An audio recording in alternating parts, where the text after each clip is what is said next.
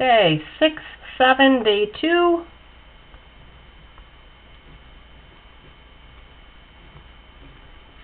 Yesterday we did the derivative of an e to a variable exponent function. Today we're doing antiderivative. So we're doing the antiderivative of e to the u du. And remember, antiderivative just asks what function has this as its derivative. Well, we know it's itself, as long as the derivative of the u is attached over here.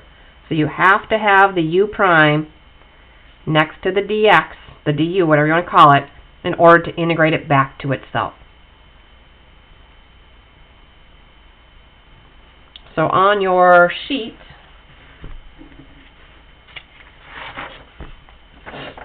another integration rule, the integral of e to the u du, you have to remember to have the derivative of the u attached to the du in order to integrate it right back to itself.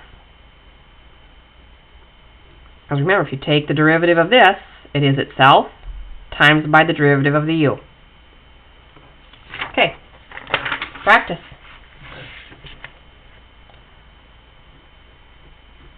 Okay, we'll start easy. The integral of e to the 2x dx.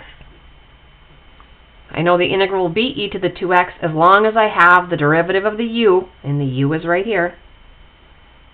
Attached here, the derivative of this is 2, so that means I need to hit it with a 1. So I need a 2 here, which means I need a 1/2 here. So the 1/2 will carry. E to the 2x, never change the u, plus c. Number 2. Integral of the quantity e to the 3x minus 2 to the 4th e to the 3x dx. Okay, looks like we're trying to do a power rule here, but in order to do a power rule, I need to have the derivative of the inside attached to the dx. It's all right here. You always need the derivative of the u attached to the dx. I should probably put a little u prime here so you're used to seeing it. Oh, I got it under here. Okay, so the inside, and this one's pretty easy to see, but I'll write it out. The inside is e to the 3x minus 2. So the du, or the u prime, is here is itself times by 3, and then that goes to 0. So I need a 3 and an e to the 3x attached to the dx. Well, here's the e to the 3x. I'm going to slide it over. What I'm missing is the 3. So I can times by 3 here, as long as I multiply by 1/3 out here. So this is going away, and I just do my power rule now. So I'll get 1/3 e to the 3x minus 2 to the 5th times 1/5 plus c. That's just going to change that to 1/15.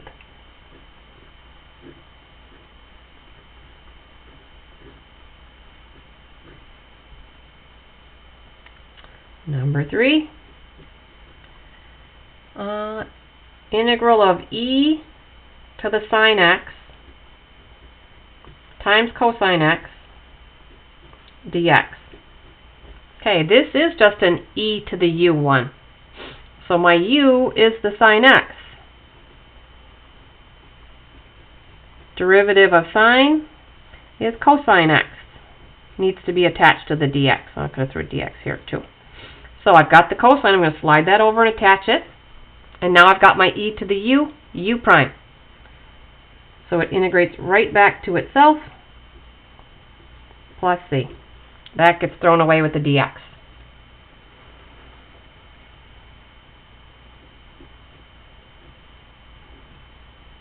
Quantity e to the x plus 1 squared dx.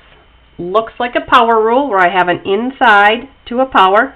I can add 1, multiply by the reciprocal if I have the derivative of the inside attached here. Well, the inside is e to the x plus 1. The derivative is e to the x dx. There is not an e to the x here that I can slide next to the dx. I'm not allowed to introduce new x's to the problem. That changes the original function. Okay, it's not a power. I cannot integrate this with a power rule. But what I know is a binomial squared expands with Pascal's triangle, then I can do each term separately. So yes, we can still do the antiderivative. Okay, squaring, I could do FOIL, or I can just use Pascal's triangle with the 1 to 1 multipliers. So it'll be e to the x squared, e to the x to the first, and then e to the x to the 0, and then it's the 1 squared, 1 to the first. Throw some pluses in here. So simplifying here, a power raised to a power, I multiply. So I have e to the 2x plus 2e to the x plus 1 dx. Okay, I have to integrate each term separately. This is the one that takes a little extra work because it has a derivative up here that's not 1. The derivative on just this term is a 2. So I am going to write all three separately.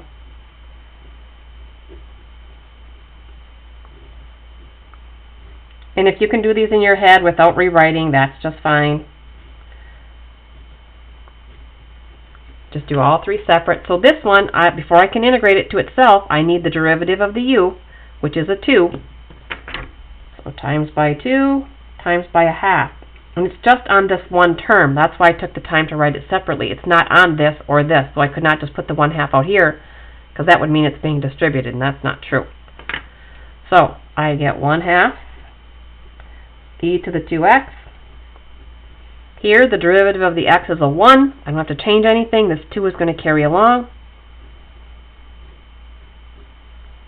And then the antiderivative of 1 is x with a plus c.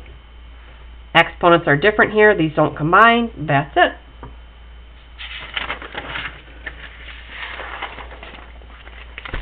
So there was a little trick there into integrating, knowing that we could expand it, not just, oh, I don't know what to do. Let's see, that was 4. We're on 5. The integral from 3 to 4, so we're actually going to grab a calculator, of e to the 3 natural log of x dx. Okay, looks like an e to the u. The u is this 3 natural log of x. So the du, or the u prime, equals 3 times derivative of natural log of x is 1 over x. Okay, the 3 is not a problem. I can put a 3 and a 1/3. The problem is I don't have a 1 over x. I cannot introduce a new x term. So, I can't do that. I need something else. Well, okay, let's go back in your bag of tricks. I see an e with the natural log, but there's a 3 in the way. I am allowed to bring this back up as an exponent. E to the natural log of x cubed dx. Oh, now things are looking better. We had that property yesterday. If I have an e raised to a natural log, those cancel each other out, and you're just left with this part of the natural log. So I'm actually just taking the antiderivative of x cubed. And now that's a simple power rule, where I add 1 to the exponent, multiply by the reciprocal, and plug in my values. So it's 1/4 times 4 raised to the 4th minus 1/4 times 4 cubed. And I don't have the answer written down, and I don't have a calculator handy, but I'm going to assume you can plug and chug with the best of them here. I guess I'm going to go on to the last one. The integral from 2 to 3 of e to the 5x. Okay, nothing tricky in this one like the last two, other than we're going to put the values in. Okay, integrating this, an e to the u, I need the derivative of this, which is a 5. I need that here, which tells me 1. So antiderivative will be 1/5 of itself, evaluated from 2 to 3. E to the 5 times 3 is 15, minus 1/5. E to the 5 times 2 is 10.